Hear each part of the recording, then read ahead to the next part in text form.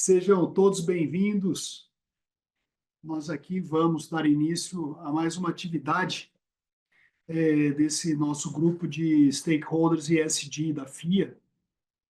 Agradeço aí a atenção dispensada a assistir esse nosso vídeo institucional, em especial nesse ano que a FIA completa 45 anos, né? Então, estamos aqui todos muito felizes de que essa nossa fundação tem perseverado e tem se desenvolvido ao longo dessas décadas, né?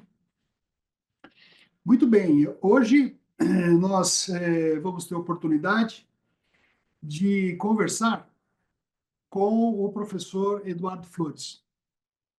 Nós vamos conversar sobre gestão de riscos e oportunidades, a nova era da divulgação ESG com os IFRS S1 e S2. Nós sabemos que esse processo, né, de desenvolvimento da sociedade, das organizações, do ambiente dos negócios, ele se dá por diversas dimensões, diversas vertentes, né? Uma vertente é o desenvolvimento do conhecimento. Depois, você tem a questão da aplicação do conhecimento.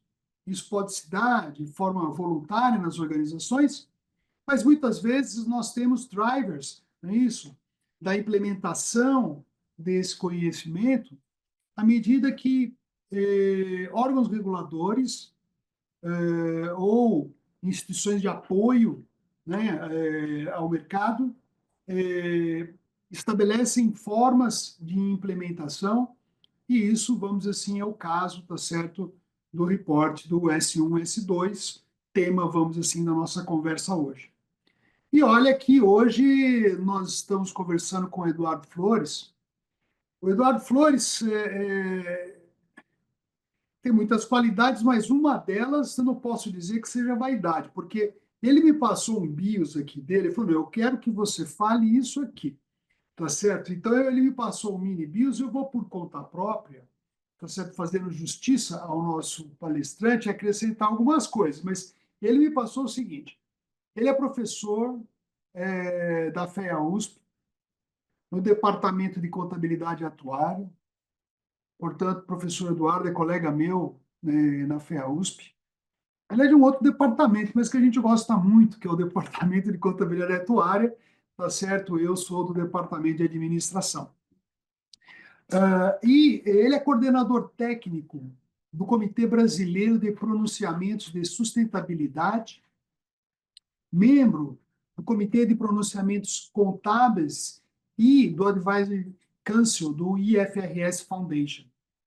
Ou seja, o professor Eduardo ele tem uma trajetória junto a esses órgãos normativos de longa data. Não tão longa assim, porque ele é um jovem professor, como você pode observar, né? Eu acrescento que, entre outras qualidades do professor Eduardo, é a sua capacidade de pesquisa, né?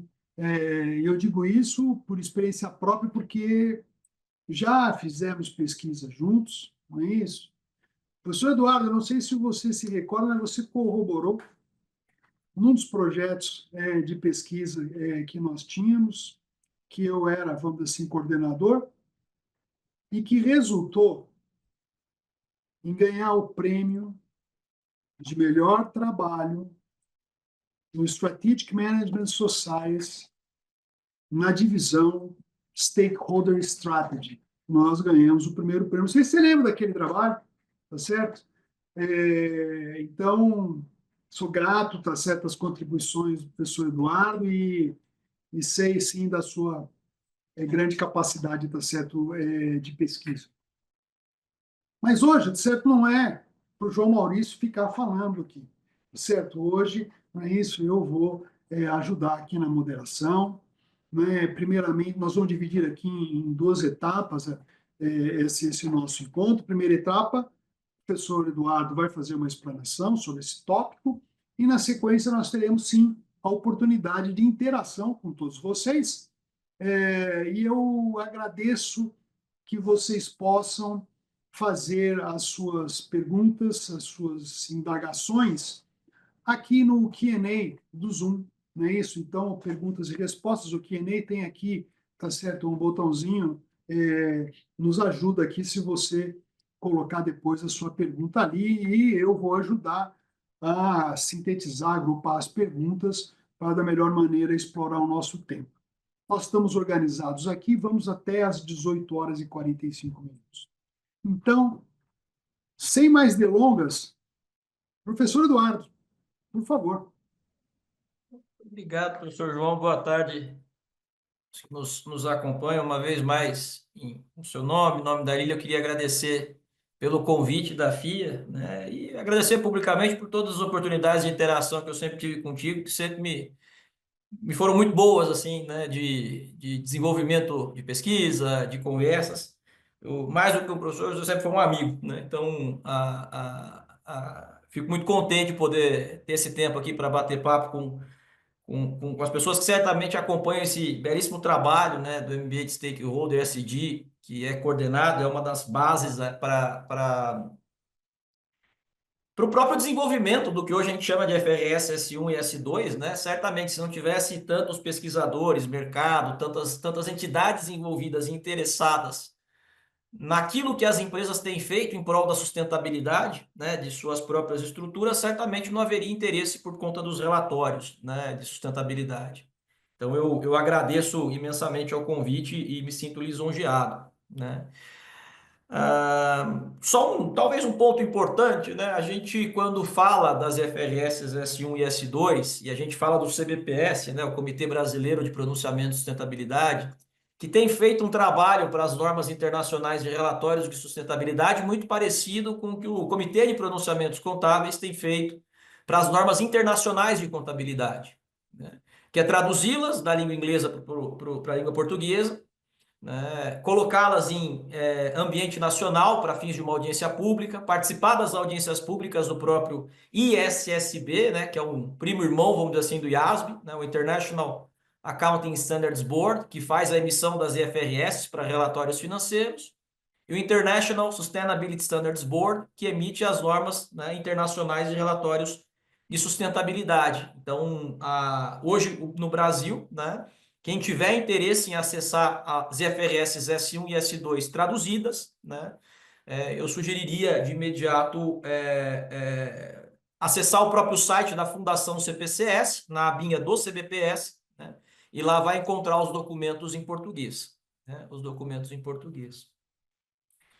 Então, se me permite, professor, acho que vale a pena um primeiro preâmbulo, né, de como é que surgiu esse movimento de normas internacionais de relatórios de sustentabilidade, o que isso quer dizer no final do dia e quais as pretensões dessa iniciativa.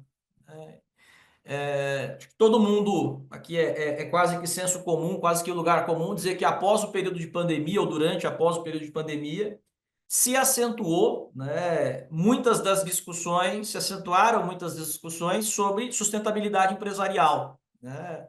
O acrônimo ESG, no campo acadêmico, alguma disputa, né, se ele é inédito ou se no final do dia ele é uma nova representação de formas e ideias que já existiam pelo menos nos últimos 30, 40 anos, né? Então, automaticamente, a gente viu um grande movimento de investidores institucionais, de alocadores de capitais, né, tanto na forma de crédito quanto investimento, pela busca de empresas que pudessem ali sinalizar uma resiliência climática, uma resiliência em termos de riscos de sustentabilidade, e que essas empresas seriam, obviamente, passariam ali do ponto de vista de teoria de finanças, né, a compor portfólios de investimentos com base em determinados critérios que não simplesmente o beta do CAPM ou outros fatores de alocação de capital que não levassem em consideração aspectos de gestão de riscos de sustentabilidade.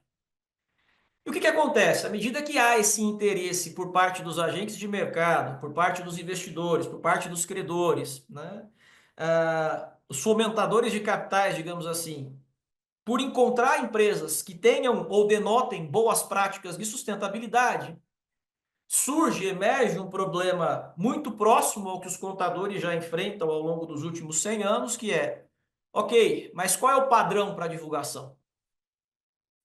né? Qual que é o padrão para a divulgação dessas informações? Então, só um paralelo, né? Assim, quando a gente fala em relatório corporativo, né? Pode ser ele financeiro, pode ser ele de sustentabilidade. Relatório corporativo é um gentílico, é um gênero. Você tem várias espécies, várias sucursais, várias famílias ali embaixo. E há sempre um risco, né? Se você não tiver uma diretriz muito clara, uma auditoria muito robusta das informações que estão sendo ali divulgadas e um padrão muito bem compreendido como padrão de divulgação, há uma tentativa natural ou um risco natural, né, da divulgação ser feita não de acordo com aquilo que é, mas de acordo com aquilo que a administração gostaria que fosse ou que ela acha que é. Né? Então, a gente viu isso, por exemplo, particularmente na crise de 1929. Então, só para situar a relação de tempo e espaço, até 1929 não existia o conceito de Generally Accepted Accounting Principle, o GAP, ou padrão contábil geralmente aceito. Então, em 1933, né, se instaura, o Congresso norte-americano instaura uma comissão chamada Comitê Olmey. George Olmey era o equivalente ao presidente, o chair da PwC, né, da Price, não era Walter House Coopers, porque as junções foram se dando ao longo do século XX, né? Mas ele era o presidente do que equivaleria a uma PwC nos Estados Unidos naquela ocasião. E uma das encomendas que ele recebe é: por que a contabilidade, em sendo um instrumento de decomposição patrimonial, não permitiu que os investidores verificassem que aquelas empresas que eles estavam comprando ações na década de 20 não tinham capacidade de entregar dividendos, lucros, na proporção do preço das ações? E uma das conclusões do George Olmey, e aí tornando curto uma história longa, né, é a conclusão de que os balanços contábeis não eram comparáveis entre si. As demonstrações contábeis não eram comparáveis.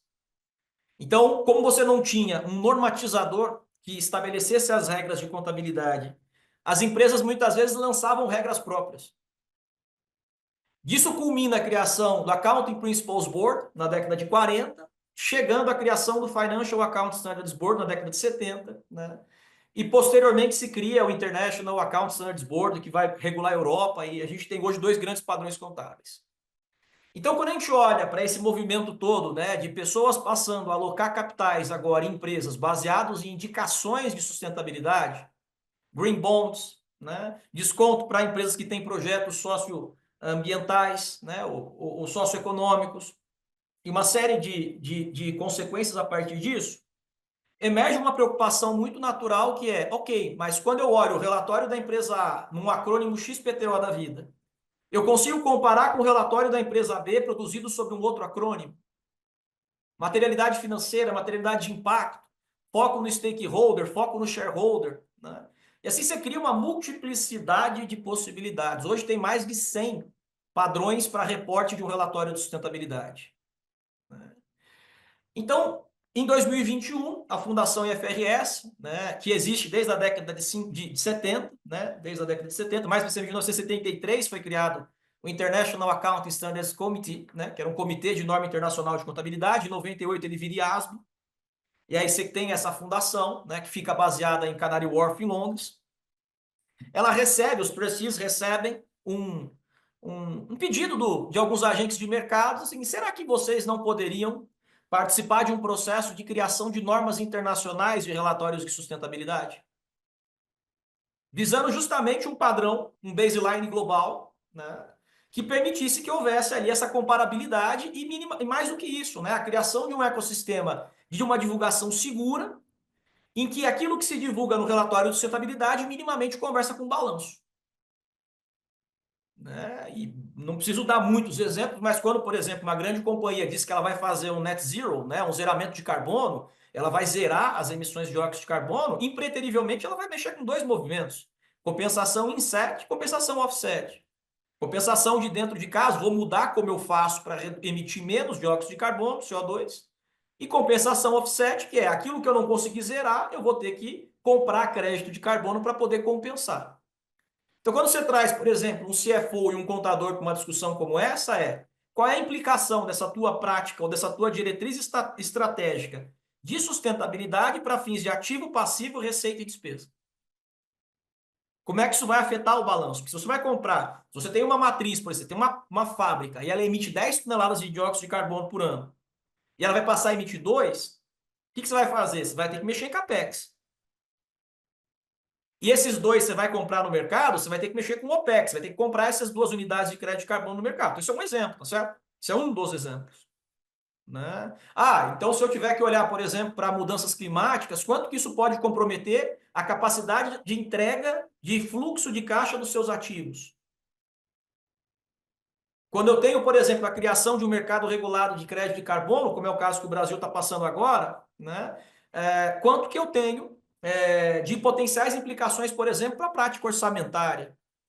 Então, tudo isso, né, que a gente está discutindo ok, os trustees da Fundação FRS são provocados, né, para a criação ali, ou para a verificação da possibilidade da criação de um padrão internacional de normas para relatório de sustentabilidade.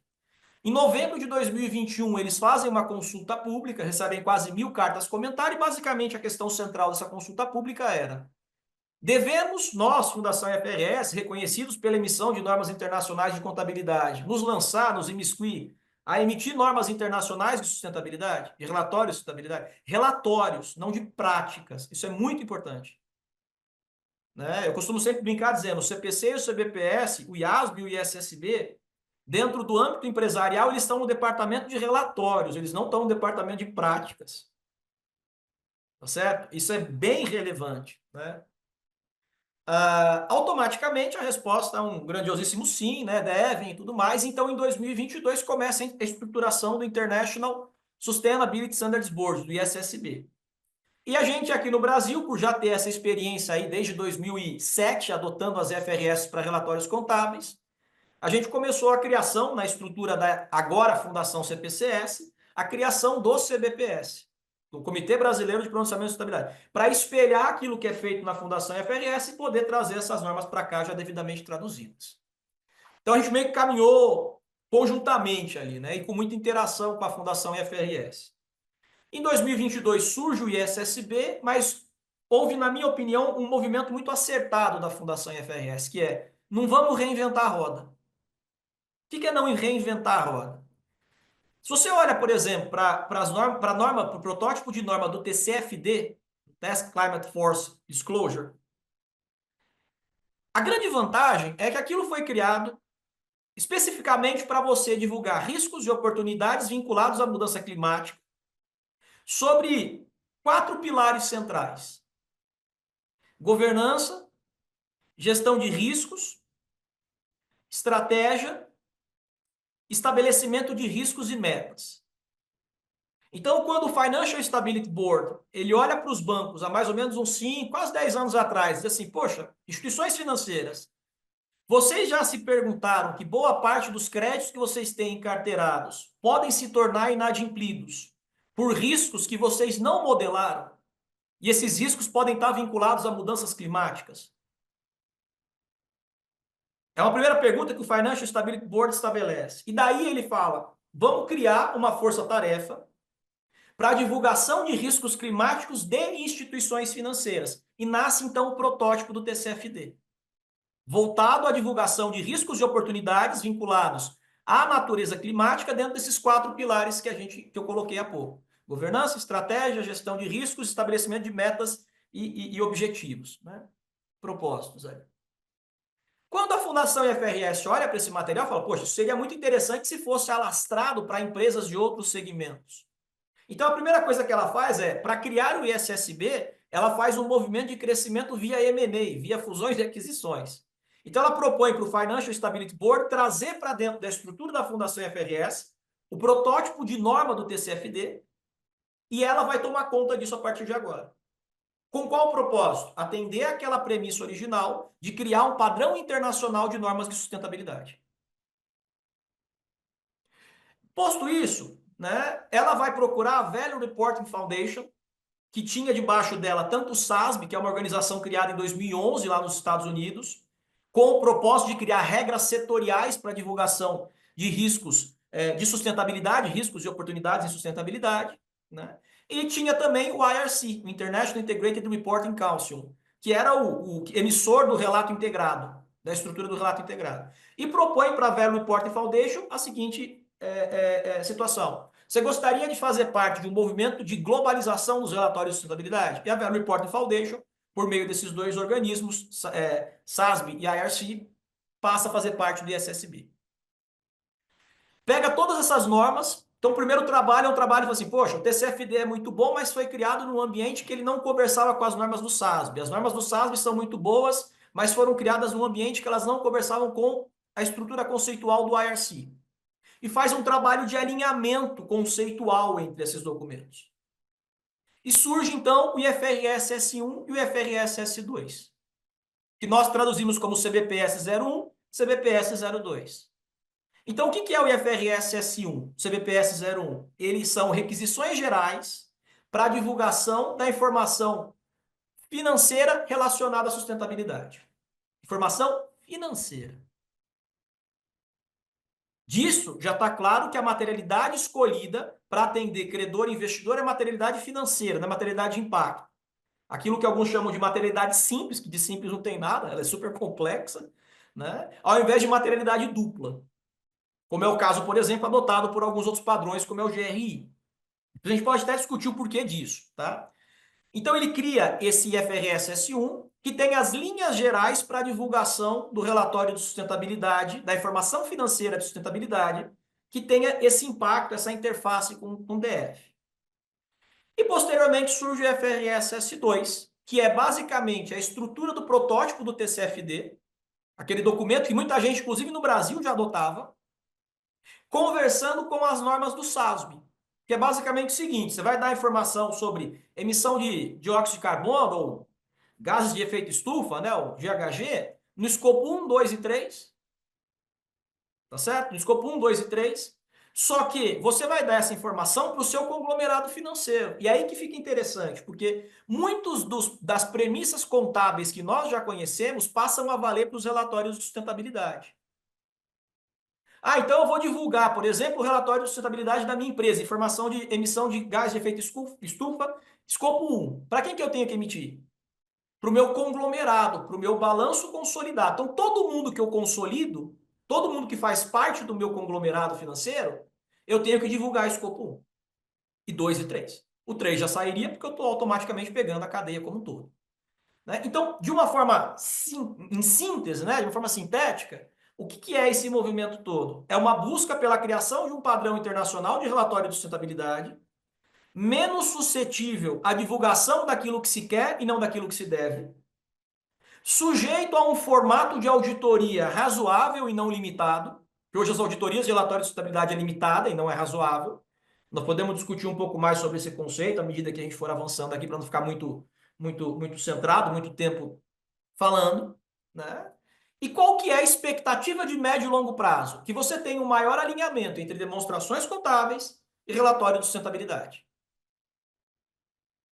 Tá certo? Então, isso é o ponto crucial, né? A espécie de uma coerência em termos de discurso corporativo, em termos de narrativa corporativa, para eu não dizer, por exemplo, que eu sou um santo do ponto de vista de sustentabilidade e descubro lá no seu passivo que você tem 3 vezes mais autuações ambientais do que a média do setor. Né? Então, é essa conexão, né, que é necessária de ser feita para que o investidor que vai fazer fluxo de caixa projetado, trazido a valor presente, dizer qual que é o preço da ação, ele consiga incorporar a dimensão de sustentabilidade nos seus modelos de valuation de uma forma confiável, crível e compreensível. Né? Então, é esse ponto. Acho que eu queria dar esse pontapé inicial, professor João, para a gente meio que ter uma espécie de um alicerce aqui. Muito grato, Eduardo. Eu gostaria de encorajar os colegas que estão participando desse webinar. Nós temos ali no Zoom, embaixo, se você passa ali o cursor embaixo do Zoom, vai aparecer um botão ou tá Q&A, Q&A, que é, né, que é perguntas e respostas. Por favor, você pode clicar ali no Q&A e colocar a sua pergunta e a gente vai organizando aqui. Mas, Eduardo, enquanto o pessoal não pergunta aí, eu já estou com um monte de pergunta aqui, viu? Então, talvez nem todos estejam familiarizados, né, com o IFRS, com essa entidade brasileira, o Comitê Brasileiro de Pronunciamentos de Sustentabilidade. Eu acho que seria... Por que a norma S1, S2 é do IFRS? Você poderia didaticamente dar um esclarecimento aí como surgiu o CBPS, né? Eu acho que Claro. ajuda o pessoal a melhor entender, né, essas informações. Não, perfeitamente, assim. O que acontece primeiro um pouco do papel do CBPS, né? O CBPS ele é uma organização criada, instituída, assim como o CPC, pela participação dos seguintes organismos, né? Conselho Federal de Contabilidade, a FIPECAF, como representante da Academia Contábil, né? A APMEC, Associação dos Profissionais de Investimento no Mercado de Capitais, representando os analistas, a B3, representando aí a organização do mercado de capitais, eu sempre esqueço alguém, e o IBRACON representando os auditores, né? Hoje você tem também participando como membros votantes do CPC e do CBPS a AMEC, Associação de Mercado de Capitais, né, que tem ali uma grande representação de acionistas não controladores, né, e a ABRAP, Associação Brasileira de Planos de Previdência. Né, são esses os que votam. Você tem vários outros convidados, a CNI e vários reguladores de mercado, CVM, Banco Central, Receita Federal, né, ANEEL, SUSEP, então todo mundo participa. Então o que acontece? Quando é que foi pensado a estrutura de um comitê? Né? Foi pensado por volta lá de 2003, quando o Brasil se preparava para adotar as normas internacionais de contabilidade. E aí foi criado esse formato de múltiplos, né, intervenientes, múltiplos stakeholders ali, reguladores, preparadores, auditores, analistas, investidores, justamente para que se pudesse ter uma visão plural das normas técnicas que voltam aí para a elaboração de relatório corporativo, né? E aí a gente ter essa estrutura e capturar essas múltiplas percepções. Quando a Fundação FRS, perdão, começou a criar ou propor o ISSB entre 2020 e 2022, na Fundação CPCS nós já começamos a pensar também na criação do Comitê Brasileiro de Pronunciamento de Sustentabilidade. Seguindo essa conjuntura, essa composição plural, né, de vários participantes ali. E com qual finalidade? Nós temos um contrato com a Fundação FRS, né, a Fundação CPCS tem um contrato de traduzir, né, um contrato que nos permite traduzir esses documentos e colocá-los aqui no Brasil em língua portuguesa. Então esse é o primeiro trabalho nosso, traduzir primeiro, participar das audiências públicas. Olha, estou vendo aqui que você está indo para um caminho normativo que não atende à necessidade específica do Brasil. Então a primeira coisa é participar e tanto em interações, né, vocais quanto em interações escritas por carta de comentário, participar desse mecanismo de normatização internacional, de standard setting mesmo, né? Que é o grande papel. A norma posta, uma vez ela concluída, nós traduzimos ela e colocamos em audiência pública aqui no Brasil. Então, por exemplo, o IFRS S1 e S2, quando se transformaram em CBPS 01 e 02, nós recebemos, acho que se eu não me engano, mais ou menos 35 ou 36 cartas comentário. Né? Então foi essa quantidade. E aí a gente pega vários aspectos, assim, poxa, tem uma coisa que a norma não previu para a atividade brasileira, né? Tem uma coisa que a norma não previu para um setor específico, tem algo que não é possível aqui no Brasil. Ah, esse prazo nós conseguimos ou não conseguimos atender, então tem todo um trabalho particular nesse sentido. Então, isso nós fazemos com regularidade. Né? Então, o que nós fazemos hoje? Quando adotamos um padrão internacional, a gente perde graus de liberdade para a elaboração de normas próprias. Então, o que a gente troca? A gente troca a possibilidade de desenvolver uma norma local pela participação do desenvolvimento de uma norma com caráter internacional. Então, boa parte do nosso trabalho está vinculado a essa interação e levar preocupações e necessidades do Brasil para a Fundação FRS. Né? O CBPS não tem poder de implementar as normas. Ele não regula nenhum setor. Então, uma vez que ele traduz essas normas, ele coloca à disposição, olha, essa norma passou por audiência pública e está aqui. Aí o que acontece? Os reguladores, por exemplo, a CVM, a Comissão de Valores Mobiliários, ela emitiu a resolução 193 em outubro, né, de 2023, e essa resolução estabelecia o seguinte: nós vamos adotar as normas do ISSB, tal como traduzidas pelo CBPS, olhando a norma e sua exposição de motivos. Depois veio o Conselho Federal de Contabilidade, ele transformou isso em normas, né, para as empresas lá para o profissional. O Conselho Federal de Contabilidade, lembrando, ele regula o profissional, né? Ele não regula as empresas em si. Então, ele foi lá e transformou. Então, o profissional de contabilidade envolvido na elaboração de relatório de sustentabilidade tem que usar essas normas. E, por último, veio o Banco Central, né? O Banco Central adotou também as normas do ISSB, via CBPS, faz lá a menção, só que ele fez um escalonamento. Primeiro vão adotar os bancos de característica S1, os maiores bancos, depois S2 e assim sucessivamente. Certo? Então, isso aqui é uma espécie de uma metassíntese, né, do que o CBPS faz. Grato, Eduardo.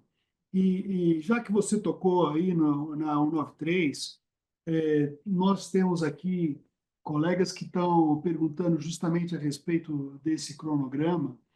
E eu, então, né, ou seja, qual o cronograma, qual a sua expectativa, de implementação dessas normas? E eu aproveito e já coloco aqui uma indagação para deixar refrescar na memória do pessoal, vamos dizer assim, ou esclarecer o escopo do S1, o escopo do S2. Então, eu perguntaria: o escopo do S1, escopo do S2, o cronograma que a gente tem em curso atualmente pelo órgão regulador, no caso a CVM. Então, vamos lá, joia. Primeiro, aspectos práticos. O que a resolução 93 estabelece? Ela estabelece que o Brasil vai passar, Brasil, quando eu digo, empresas brasileiras de capital aberto vão passar, né, empresas registradas na CVM, talvez seja essa a expressão mais adequada, vão passar mandatoriamente a ter que adotar CBPS 01 e 02 a partir do ano de 2026. Ou seja, divulga no ano calendário de 2027 relativamente ao exercício fiscal encerrado de 2026. Igual a declaração de imposto de renda, tá certo? Você faz um ano que é relação do ano passado, né? Então é isso que a 193 estabelece. E aí ela dizia o seguinte, que as empresas poderiam adotar voluntariamente o S1 e o S2, ou CBPS 01 e 02, para os anos de 24 e 25. Então, 24 publicando em 25, 25 publicando em 26. Nós tivemos no ano passado duas empresas dizendo que vão fazer a adoção antecipada, Vale e Renner. A Vale, inclusive, divulgou que ela vai, por volta agora do meio desse ano, já divulgar o relatório dela. E a Renner está trabalhando nisso, né? Então nós temos duas. Fora isso, por conta de todas as interações que a gente tem com agentes de mercado, tem várias empresas já fazendo um estudo interno de como é que elas vão fazer a divulgação e quais são os pontos centrais dela. É muito importante, antes de entrar no escopo do S1 e do S2, dizer assim, poxa, mas isso é mais um relatório, é mais um padrão, é mais um acrônimo. Não, veja, é muito diferente, porque o S1 e o S2, eles têm que passar por um processo de auditoria razoável, que é o mesmo formato de auditoria das demonstrações contábeis hoje. Que não é uma auditoria de intenções, é uma auditoria de provas documentais. Então, vou tentar dar um exemplo. Entrando no S1. O S1 fala: todos os assuntos que são materiais para uma empresa do ponto de vista de sustentabilidade e materiais do ponto de vista financeiro, ou seja, que podem afetar a capacidade de geração de valor da empresa, tem de ser objeto de divulgação do relatório de acordo com as normas do ISSB CBPS. Mas, poxa, é robusto. Então, vamos imaginar assim, eu estou dizendo que sustentabilidade é super importante para a nossa empresa, que nós temos aqui isso como tema-chave e tudo mais. Se eu olhar as últimas 20 atas do Conselho de Administração, o que eu vou encontrar sobre discussões de sustentabilidade nas reuniões do Conselho de Administração? É mais ou menos esse tracking records que o auditor vai fazer para comprovar ou verificar a robustez daquilo que está sendo dito como relevante ou não. Esse é o primeiro ponto, né? Eu estou fazendo aqui o cálculo, por exemplo, de emissão de dióxido de carbono, de CO2, né? Isso já é escopo do IFRS S2. Então, primeiro, respondendo uma parte da pergunta. O que está no IFRS S1? Todos os assuntos de sustentabilidade ambiental, social e de governança que são relevantes para a empresa do ponto de vista de materialidade financeira. O que está no S2? O foco é uma norma temática e o tema dela é mudanças de clima. O quanto variações de mudanças de clima podem afetar minha capacidade de geração de valor no médio e longo prazo, no curto, médio e longo prazo. Então, quando eu falo, por exemplo, riscos, né, no S2, riscos eu tenho físicos e de transição, voltados a qual tema? Ao tema de clima. Então, vamos supor, por exemplo, que eu trabalho numa empresa de agronegócio e ela opera no centro-oeste brasileiro e a minha cultura aqui é soja. Então, se eu olhar para o IPCC, por exemplo, né, para os painéis aí climáticos, e verificar, por exemplo, que a expectativa de aumento médio na temperatura para aquele segmento onde eu estou, desculpa, para aquele setor geográfico onde eu estou, para aquela região onde eu estou, é de 1, 2 graus Celsius, por exemplo, para o próximo 1 ano, 10 anos, o quanto isso alteraria a minha capacidade de geração de lavoura, venda e conversão em caixa. Como é que eu vou mostrar isso para o auditor? Eu tenho que documentar. Então, o tracking record do processo de relatório de sustentabilidade, ele deixa de ser oral e ele passa a ser mais documental. Porque o auditor não audita relato, o auditor audita documento. Né? Então, isso é um ponto-chave. Né? Então, o que está no S1? Tudo que é tema de sustentabilidade que tem implicação material para fins financeiros. O que está no S2? A mesma ideia com enfoque climático. Certo? Com enfoque climático. Então, é um pouco desse compêndio, vamos dizer assim. Ok, Eduardo, muito bom, muito grato. Continuando aqui,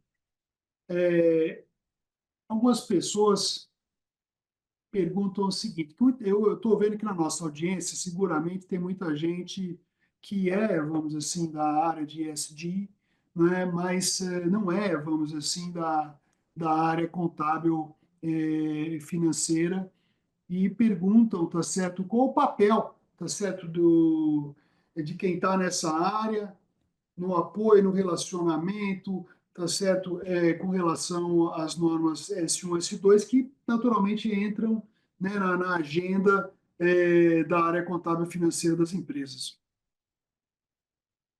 Bom, aqui a gente tem sempre que pensar assim, na minha particular percepção. Como qualquer projeto, né, de desenvolvimento de uma divulgação, você tem que ter um proprietário institucional, alguém que é responsável institucional. É alguém que vai ter de elaborar, alguém que vai ter que ficar por conta de fazer esse negócio andar. Certo? Isso não quer dizer definitivamente que o contador ele tem todas as habilidades e capacidades necessárias para fazer essa divulgação. Não. Do mesmo jeito, quando você elabora um balanço, por exemplo, há várias áreas dentro do balanço, praticamente todas as áreas do balanço, se referenciam a departamentos específicos. Então, se eu olho caixa, por exemplo, e passivo financeiro, isso está com a tesouraria. Se eu olho, por exemplo, estoques, isso está com o pessoal da área operacional. Se eu olho, por exemplo, uma empresa que trabalha com papel e celulose, os ativos biológicos estão lá vinculados à atividade matricial da empresa. Né? Então, quando eu olho para a implementação de um relatório de sustentabilidade como esse, o contador colocado na posição de owner do processo, de proprietário desse processo, é simplesmente para ter alguém que vai ter que correr atrás e fazer com que isso aconteça da forma devida. Então, o que a contabilidade está fazendo com relação, aí até um pouco mais amplo, né, metodologicamente falando, o que a contabilidade está fazendo com os relatórios de sustentabilidade é emprestando um método que ela já conhece há pelo menos 100 anos de elaboração de relatórios que vão ser auditados, para que eu tenha, dentro da estrutura dos relatórios de sustentabilidade, um processo, uma metodologia muito parecida com o que é feito com as DFs.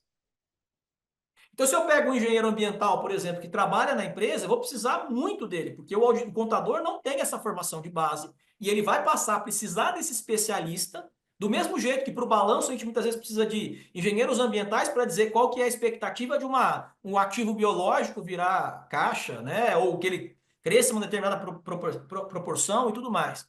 Então, os papéis são todos, tanto que todas as vezes que a gente discute, como é que começa esse projeto numa empresa? Você vai ter que pegar o pessoal da área operacional, da área financeira, da contabilidade, da alta gestão, sentar todo mundo numa mesa, e a primeira coisa que vai ter que estabelecer é o que é risco para essa companhia de sustentabilidade. Né? Então, do ponto de vista de divisão de responsabilidades, né, é necessário que haja esse compartilhamento, porque no final do dia eu só posso reportar aquilo que de fato aconteceu, ou que eu espero que venha me impactar. Né? E para fazer, inclusive, a detecção desses eventos, desses riscos, eu preciso do apoio, né, de áreas que tenham conhecimentos complementares vinculados a esse tema.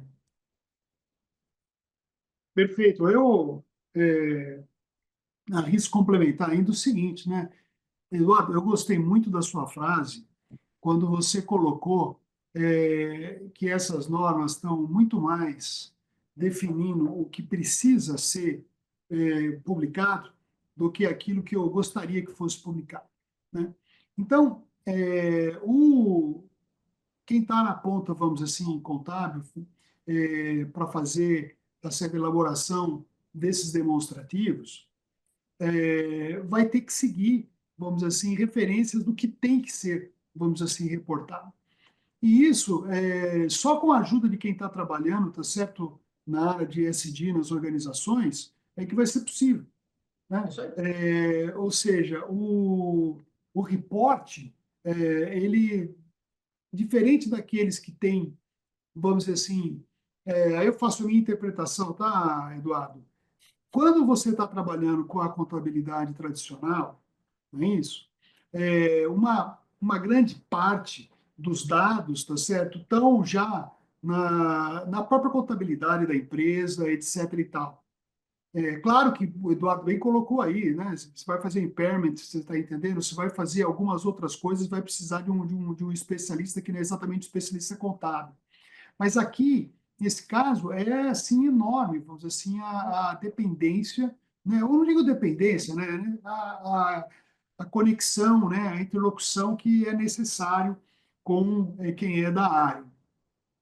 Muito bem, eu aproveitando aqui, olha, Eduardo, tem uma pergunta aqui, né, de referência internacional de relato publicado no S1 e S2. Você falou dois nacionais, não é isso? Você mencionou a Renner, não é isso? Você E a mencionou Vale.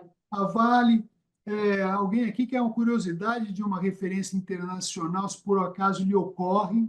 Isso é importante, boa pergunta, porque assim, a Vale e a Renner não publicaram ainda, devem publicar já esse ano, referente ao ano passado. Mas o mais gozado é que o Brasil foi na vanguarda.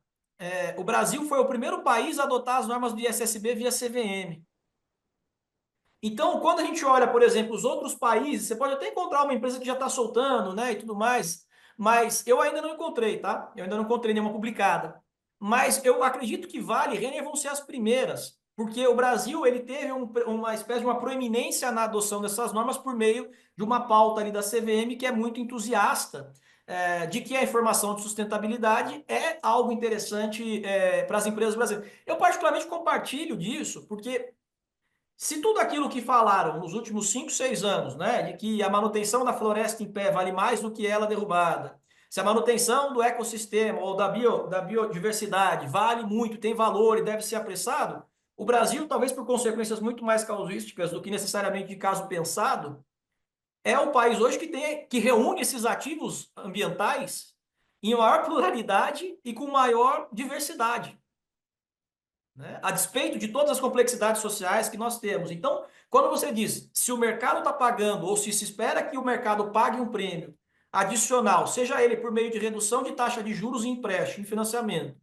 e redução do capital próprio, do custo de capital próprio por meio de captação via equity, as empresas brasileiras então estariam na vanguarda disso, né? Apesar de todos os sacrifícios e todas as complexidades locais que nós temos. Então, quando a CVM ela é vanguarda nesse processo de emitir a resolução 93, né, muito passa por esse pensamento, né, de que a gente teria vantagens competitivas do ponto de vista de uma economia que integrasse valores socioambientais, né? Agora, do ponto de vista de relatório especificamente falando, nós não temos nenhum emitido, mas eu sugiro fortemente que leiam-se as demonstrações publicadas pela Vale, pela Renner, agora de dezembro de 2024. Leiam também o balanço da Petrobras. A Petrobras tem uma nota específica que não é ISSB, não é CBPS, mas muito interessante, em que ela divulga riscos e potenciais oportunidades, inclusive quantifica decorrentes eventuais ali de uma mudança, por exemplo, de matriz energética, né? Então já dá para ter um cheirinho mais ou menos do que está acontecendo, de como é que vai ficar a cara disso, olhando para essas três DFs. Perfeito, Eduardo. Eu embarco aqui em mais algumas perguntas que estão sendo colocadas aqui. Essa questão do cronograma da 193 está sendo objeto aqui, tem pessoas questionando, etc., né? Ou seja, perguntam assim, há algum estudo por parte da CVM para embarcar mais empresas como voluntárias nesse biênio aí, para para fazer divulgação até o. Quer dizer, agora, né, em abril, tá certo? Do que foi, vamos dizer assim, o exercício de 24. Tá? O que tem hoje na CVM, e já tinha desde a Resolução 93, quem leu a exposição de motivos da Resolução 93 podia perceber isso? Era. Quando a CVM tomou essa decisão de adotar as normas do ISSB, sempre, isso sempre, eu acho que está correto, porque o normatizador ele tem sempre que pensar numa relação de equilíbrio entre custo-benefício da informação corporativa, né? Eles já tinham um projeto, ou a sinalização de que aconteceria em algum momento uma pesquisa para avaliar os eventuais benefícios percebidos pelos agentes de mercado vis-à-vis os custos de implementação, né? E a SOI, que é uma Superintendência de Proteção e Orientação aos Investidores, está começando a conduzir uma pesquisa agora, em que ela vai querer ouvir preparadores, ou seja, empresas, investidores, mercado de uma forma geral, sobre os potenciais impactos e benefícios decorrentes do S1 e do S2, né? Qual a consequência ou quais as conclusões que essa pesquisa pode levar, a gente não sabe, é muito prematuro fazer qualquer tipo de conjectura sobre isso, né? Mas o que é importante é que essa pesquisa não seja compreendida como sendo um retrocesso por parte da CVM, porque não é. Ela já estava prevista desde a 193. Né? Quem leu a parte B, né, da resolução, da instrução, que era a exposição de motivos, já via que isso estava lá colocado. Até mesmo porque o decreto 10.411, se eu não me engano, ele estabelece que qualquer criação de regulamentação no Brasil tem que ser precedida por análise de impacto regulatório, com algumas exceções, exceto, por exemplo, o caso de implementação de uma norma internacional, né? Mas eu acho esse cuidado da CVM muito prudente, porque no final do dia eu tenho que ter a clara percepção de que isso não é custo regulatório, isso é custo de compliance. Né? Isso é muito importante. A diferença de custo de compliance e custo regulatório é, eu pago aquilo e não vejo valor. Mas o custo de compliance, ele tem um benefício específico. Se eu digo, por exemplo, que eu vou zerar carbono da minha empresa, por exemplo, estou pegando muito esse exemplo porque ele ficou famoso na mídia aí nos últimos meses. Eu tenho que fazer a conta de quanto isso vai custar. Se zerar carbono da minha empresa vai consumir 30% do meu faturamento, 20% do meu faturamento, eu preciso ter a avaliação se realmente isso é factível, é execuível ou não. Né? Que é um pouco do greenwashing e do greenwishing. Né? O desejo né? E ali uma contemporização de uma coisa que não é factível, não né?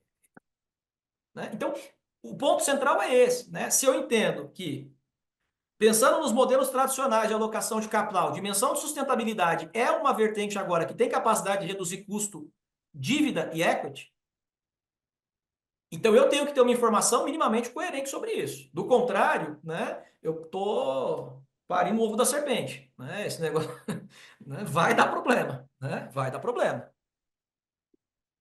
Edu, cara Eduardo, é, eu vou fazer aqui um comentário, viu? Essa vanguarda que você colocou, tá certo, de empresas brasileiras e de órgãos brasileiros nessas questões da regulamentação e da normatização, do que tange ao FRS, eu diria que tem um peso muito grande dos especialistas e pesquisadores brasileiros, É. né? Ou seja, né, o que falar do nosso colega Vânia Burguetti, o que falar do nosso pioneiro Nelson Carvalho, o que falar, tá certo, do próprio Eduardo Flores e de tantos especialistas e pesquisadores competentes que conseguiram levar esse conhecimento, levar essa informação de uma forma com propriedade. Pessoal, vou falar, o Brasil é diferenciado, não é qualquer país, não, tá certo, que tem o grau de maturidade e organização que nós temos. E aí eu pego o gancho do que o Eduardo falou, tá certo? Em termos de regulação e compliance. Ou seja, para você tratar riscos associados ao meio ambiente, sociais, etc., é necessário domínio de técnica, de conhecimento. Não é uma questão vamos dizer assim, meramente de bom senso, não é isso. E esse conhecimento e os modelos para fazer isso, você tem muito suporte no Brasil. Eu diria que muito mais do que em outros países. Então, fica aqui, Eduardo, né, eu acho que essa importante consideração, que não é apenas algumas empresas, por trás dessas organizações que estão sendo, vamos dizer assim, pioneiras nisso, tem estrutura, tá certo? Tem conhecimento por trás. E aqui eu já emendo aqui, tá certo, algumas perguntas que estão aqui, algumas um pouco específicas, né? Mas vamos lá, né? Então, por exemplo, as orientações das novas normas serão adotadas para fins de balanço e demonstração de resultados ou continuaremos fazendo relatórios de sustentabilidade apertados? Eu sei que as pessoas estão se familiarizando cada vez mais com S1, S2, mas esse é um bom gancho para falar um pouco disso, né? E associado a essa pergunta, já emendo outra, né? Que assim, há no FRS 1 e 2 alguma forma de contabilidade, iniciativas sociais e de governança? Ou seja, eu acho que tem pessoas que gostariam que você falasse um pouquinho, Claro, claro. tá certo, do S1 e S2. Tudo pode ser, Eduardo? Claro, claro. Assim, a primeira pergunta é onde você vai divulgar o relatório de sustentabilidade. Tem dois lugares hoje para você divulgar, dentro ou fora das DFs, assim, tá certo? Esse talvez seja o ponto central. O que que acontece? Isso é um ponto importante. Quando eu falo que eu vou colocar alguma coisa dentro das demonstrações contábeis, eu estou dizendo que eu vou submeter aquilo a uma auditoria integral, uma auditoria limitada, razoável, perdão, né? Uma asseguração razoável. E o que que isso quer dizer? Eu preciso ter norma para que os auditores possam olhar para aquilo. Então, o México, por exemplo, olha o exemplo do México. O México, ele diz assim: quando você publicar o S1 e o S2, tem que ser dentro do balanço. Quando eu falo balanço, por favor, interpretem como DF, demonstração contábil. Ou seja, seria como se fosse uma nota explicativa dentro da demonstração financeira. O México tomou essa posição lá atrás. Aí o organismo que representa os auditores internacionalmente de normatização, International Accounting Audit Standards Board, IAASB, falou: olha, o México, sua intenção é ótima, qual é o problema? A norma para auditar isso não está pronta ainda, ela ficou pronta, mas ela entra em 2026 em vigor. Aliás, até por isso que a CVM coloca que a obrigatoriedade da divulgação é a partir de 2026, porque é quando a norma de auditoria vai estar pronta. Aí o México dá um passo atrás e fala: ok, então nesses próximos 2 anos, coloca fora da demonstração financeira, faz auditoria limitada, né? E quando estiver pronto, você coloca dentro da demonstração financeira. Então tem um porquê, né? Tem uma razão dessa forma como as coisas têm feito. As conversas que eu tenho tido, né? E aí interagindo com alguns técnicos de autarquias, tem dito, por exemplo, que, por exemplo, a CVM está criando um campo específico dentro do formulário dela de informações públicas para colocar essas informações lá. Né? Então, ali seria uma publicação apartada. O segundo ponto eu perdi, professor João, se puder repetir. Eu lembro que o primeiro era com relação a onde divulgar, o segundo O segundo era o quão o S1 e S2 estão abordando os. desculpa, a questão de contabilidade social, né? Não, eles não abordam. Assim, o S1 aborda dizendo o seguinte: tudo que é importante para a companhia tem que estar lá divulgado como informação financeira relacionada à sustentabilidade. E o S2 é voltado para a questão climática. O que que acontece? O S1 e o S2 são as primeiras duas normas de uma família de normas. Então, o S3, o ano passado, a Fundação FRS fez uma consulta, né, de prioridades dos próximos projetos, né, do ISSB. Aí você teve lá biodiversidade e relações de trabalho. Biodiversidade e relações, provavelmente vão ser essas próximas duas normas. Mas a Fundação FRS disse: essas duas normas estão aqui, eu já estou estudando esse assunto, mas a prioridade para os próximos anos, 2 ou 3 anos, é criar material suporte para a implementação do S1 e do S2. Então, como é que eu lido com isso? Vamos imaginar que eu estou fazendo um inventário de temas relevantes do ponto de vista de sustentabilidade e divulgação para a minha empresa. E eu encontro aspectos de sustentabilidade ambiental, então está lá dentro de clima, está no S2, mas vamos supor que eu pego um aspecto de sustentabilidade social. Eu tenho uma empresa aqui de consultoria, né? E a dimensão social é muito importante, porque a dimensão humana, capital humano, é muito relevante para o meu negócio. O que o S1 permite que você faça? Como eu não tenho normas no S1 e no S2 para tratar esse tema de forma específica, eu posso, por exemplo, me valer das normas do SASB, posso me valer das normas do GRI para fazer uma espécie de complementação. Então é como se eu dissesse, ó, aquilo que eu não tenho hoje, o capítulo que eu não tenho hoje, a lacuna que eu não consigo preencher com as normas do ISSB, eu posso me valer, né, do GRI, do SASB, tem lá uma listinha que ele permite usar para poder fazer esse complemento. Certo? Então, é até natural, né? Porque como ele está progredindo com o desenvolvimento, automaticamente você vai ter em algum momento essa necessidade de cobertura de lacunas, né?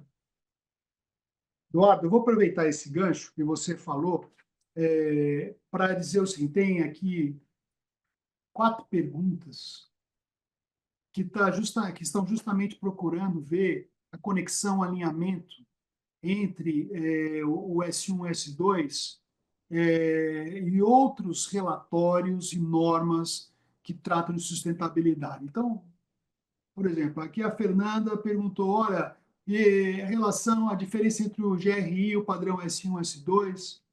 Depois o Edgar Almeida falou como é que eu alinho as normas S1 e S2 com GRI e SASB, CSRD e outras. E Uhum. depois perguntaram ainda, né, a relação entre o S1 e S2 e o EFRAG. E, por fim, tá certo? O Marcelo Teixeira também vai perguntar, né, a relação do EFRAG, tá certo, com o FRS S1. Ou seja, Joia. vários aqui estão perguntando É um hot topic onde é que aí, né? está o depara, tá certo? Entre esses padrões. Então, a... eu vou dar uma resposta, provavelmente não vai abarcar todas as perguntas ali nas suas respectivas profundidades, mas eu vou dar um tema aqui que é importante. Então, toda vez que a gente estiver discutindo a interação do S1 e do S2 com outros conjuntos, né, com outros ordenamentos de divulgação, a palavra-chave é interoperabilidade. Tá certo? Então, se você buscar interoperability, por exemplo, entre S1 e S2, GRI, EFRAG e outros elementos, você vai encontrar um monte de material. Por exemplo, o EFRAG ele fez um documento. Então, vou começar com o EFRAG. O que é o EFRAG? O EFRAG é o European Financial Reporting Advisory Group. Né? Então, ele é como se fosse um CPC da União Europeia. Ele fica lá em Bruxelas, tá certo? Ele é vinculado ao Parlamento Europeu.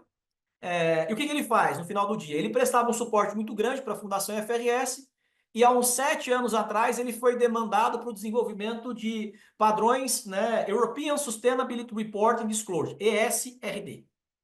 Tá certo? Essa sopinha de letrinha, ela é infernal, mas importante. Né? Então, ele criou o ESRD. O que é o ESRD? Era exatamente a divulgação, uma linha de base para a divulgação de informações relevantes do ponto de vista negocial, com caráter de sustentabilidade para geração de valor. Então, ele começou há mais tempo, porque já era uma encomenda do Parlamento Europeu. Qual é a vantagem dele? Poxa, ele já está mais desenvolvido, tem 13 documentos, se eu não me engano, né? Que é bem bacana. Mas qual é a desvantagem? Ele é eurocêntrico. Do mesmo jeito que as pessoas falam que o SASB, por exemplo, é centrado no ambiente norte-americano, o EFRAG é eurocêntrico. Certo? Se você pegar as normas do IFRAG e pegar um país de natureza continental igual ao Brasil, e você simplesmente quiser implementar isso aqui, você vai ter problema. Do mesmo jeito que as diretivas do Parlamento Europeu com relação ao CSRD, Corporate Social Responsible Disclosure. Mesma coisa. Uma coisa é você pegar, por exemplo, um país pequeno, né, que é menor que Minas Gerais, né? Outra coisa é você pegar um continente na forma de país, que é o caso do Brasil. Né? Então, isso não é nenhuma crítica velada. Então, as normas do IFRAG são voltadas, o ESRD, voltadas para países da União Europeia.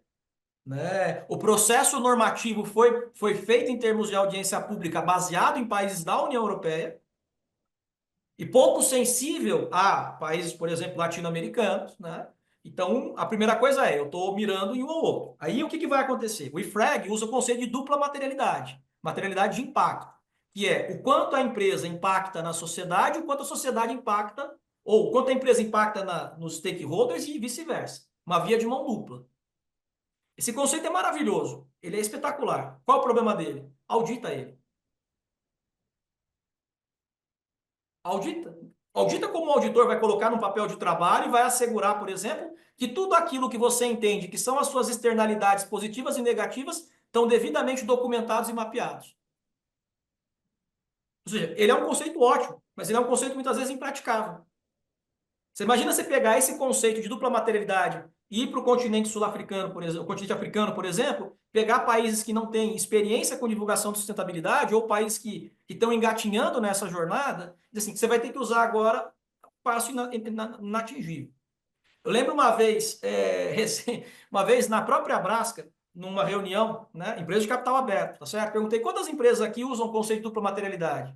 Ah, 3, 4 levantaram a mão. Falei, define. De 4 empresas, você tinha 6 definições. Gente, o ótimo é inimigo do bom. Assim, é muito fácil eu olhar para a contabilidade e falar: a contabilidade é retrógrada porque ela não reconhece ativo intangível. Tem um monte de ativo intangível que você teria reconhecido, né? Que depois de um fundador deixar a empresa, o que você vai fazer? Você vai tirar do balanço? Então, a parcimônia na elaboração de um padrão de relatórios corporativos, ela é uma salva-garantia. Só pode dar um passo depois que você garantir que o passo anterior era firme. Né? E aí o GRI também tem essa abordagem de dupla materialidade. Né? Isso não é uma crítica aos padrões, isso é uma constatação que me parece muito mais positiva no sentido do mundo como ele é e não como eu gostaria que ele fosse.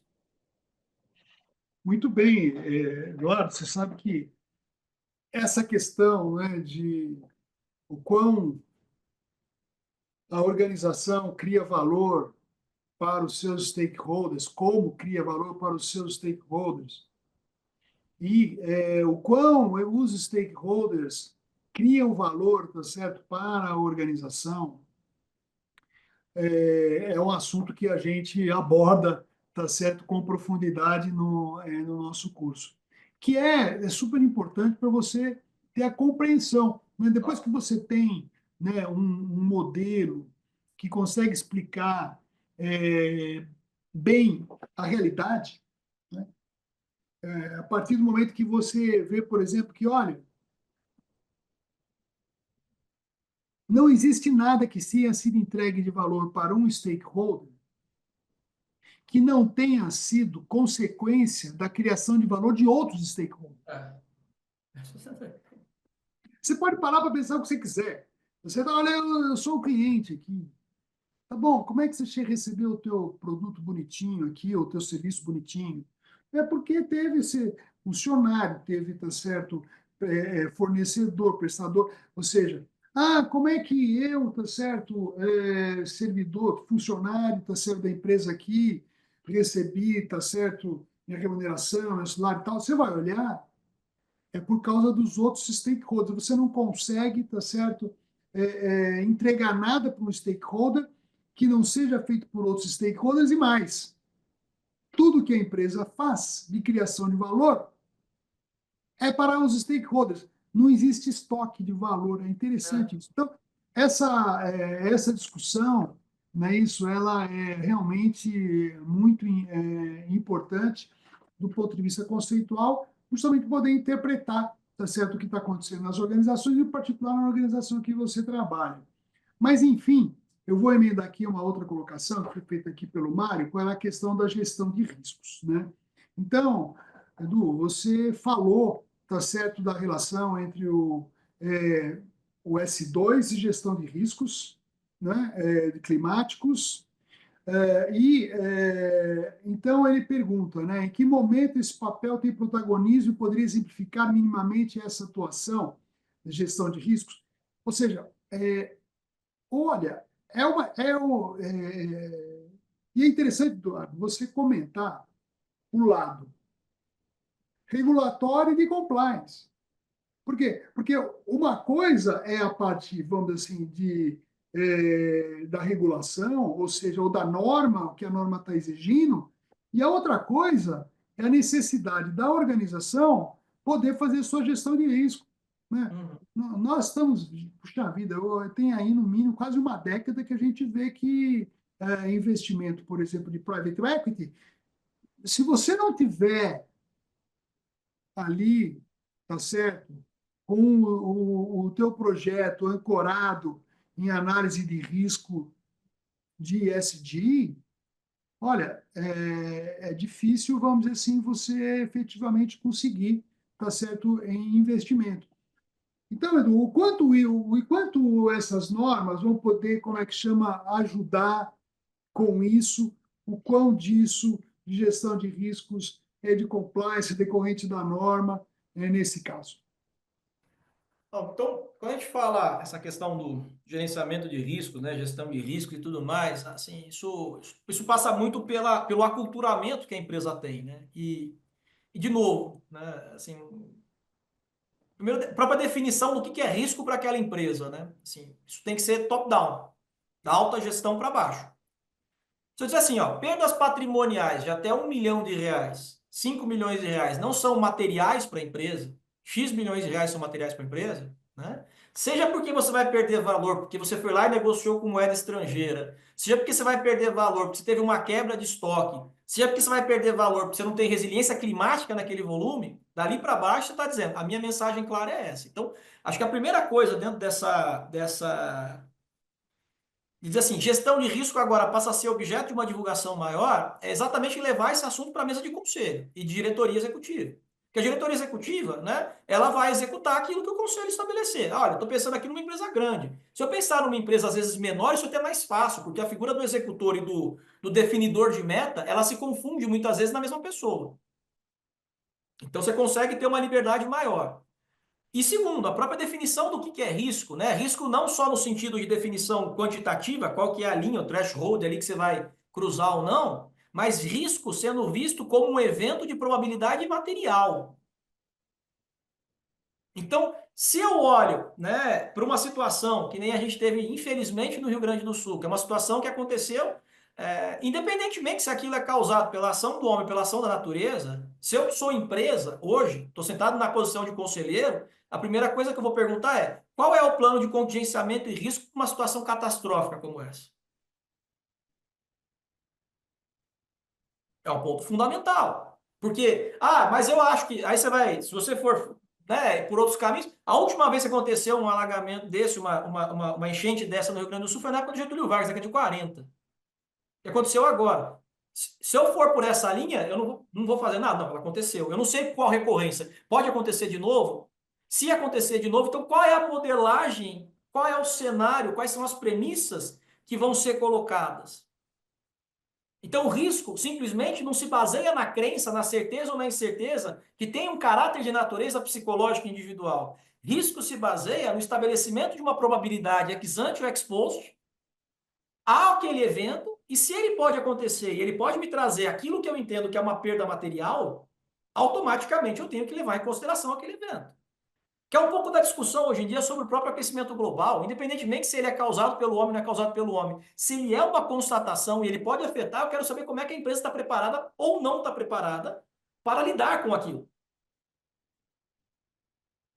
A discussão se ele é ou não causado pelo ser humano é diversionismo. Eu quero saber o quanto que a empresa aguenta ou não o tranco de uma mudança, por exemplo, de 1 grau Celsius nos próximos 10 anos. Eu trabalho aqui numa rede de hotéis que tem vários hotéis aqui à beira-mar, né? Se aumentar, por exemplo, a lâmina d'água, o que acontece? A costa, quanto que você perde de área útil? Quanto que isso compromete a viabilidade da tua capacidade de geração de receita? Então, o que eu acho que é a grande vantagem de você trazer um olhar mais pragmático para essa discussão é até mesmo evitar, por exemplo, atributos de natureza ideológicas que não contribuem para a discussão. Certo? Assim, no campo das predileções particulares, todo mundo tem direito a ter as suas próprias opiniões, né? Agora, no campo da objetividade das coisas e fatos, a realidade se impõe tal qual ela é, né? Então, o que eu vejo de grande vantagem de você trazer essa discussão, assim, agora isso é objeto de uma divulgação auditada, olhada pelo mercado, pelos reguladores, é exatamente não ficar a cargo de percepções particulares ou de propensões particulares, mas ficar a cargo muito mais de um. A gente reclama às vezes tanto que a gente não tem um plano de Estado, né? E às vezes não tem um plano de empresa. Eu emendo aqui, né, essa questão de gestão de riscos. Você veja, Nós tivemos aí essa notícia incrível, tá certo, ontem, que eu acho que uma subestação de energia elétrica incendiou ao lado do aeroporto de Heathrow. Vocês devem ter visto isso porque ficou em manchete, tá certo, nos jornais. 1.300 voos, tá certo, cancelados, impacto, tá certo, em todos os aeroportos, como é que chama, da Europa ou de outros países. No momento que fecharam o aeroporto, tinham 120 voos, tá certo, sendo encaminhados para o Heathrow, não é isso? Bom, eu lembro que o aeroporto lá de Porto Alegre, vocês se lembram? O aeroporto de Porto Alegre fechou, inundou, tá certo, o aeroporto de Porto Alegre. Então, eu fiquei pensando, bom, qual será que era o plano de contingência do Heathrow para uma situação dessa? Não só dele, mas, por exemplo, o aeroporto lá de Porto Alegre não ficou debaixo d'água, porque o sistema está todo interligado. Na hora que você tem um problema num aeroporto grande, então nem se fala, isso reflete para todos os outros aeroportos, para todo o sistema de tráfego aéreo.